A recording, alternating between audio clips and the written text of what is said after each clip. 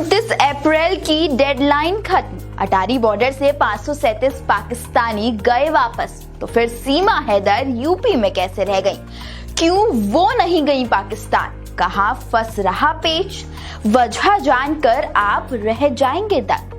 29 अप्रैल की डेडलाइन बीत गई है। भारत सरकार के सख्त फैसले के बाद सैकड़ों पाकिस्तानी नागरिक भारत छोड़ चुके हैं। अटारी बॉर्डर से लेकर देश के तमाम एयरपोर्ट्स तक लौटने वालों की भीड़ लगी रही। सिर्फ पहले 4 दिनों में ही 537 पाकिस्तानी नागरिक अटारी बॉर्डर के रास्ते पाकिस्तान लौट गए। इनमें नई दिल्ली स्थित पाकिस्तानी दूतावास के 9 अधिकारी भी शामिल हैं। भारत पाकिस्तान के बीच सीधी फ्लाइट ना होने की वजह से कई पाक नागरिक तीसरे देशों के रास्ते पाकिस्तान लौटे।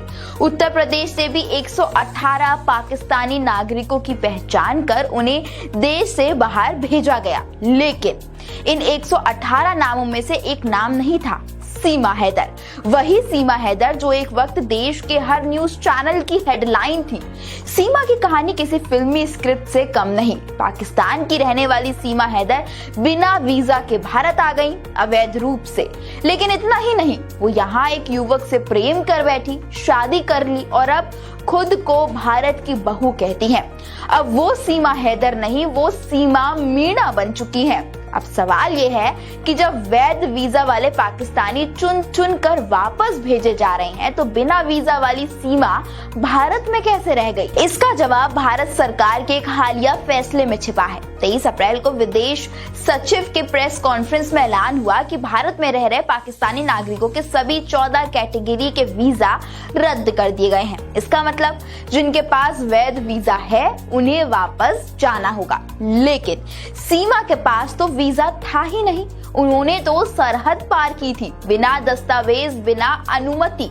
अब चूंकि यह मामला अवैध घुसपैठ से जुड़ा है, इसलिए ये उत्तर प्रदेश की अदालत में पेंडिंग है। जब तक अदालत कोई फैसला नहीं देती, सीमा को भारत से निकाला नहीं जा सकता। इतना ही नहीं, सीमा ने राष्ट्रपति भवन में भारतीय नागरिकता के लिए भी आवेदन दिया है।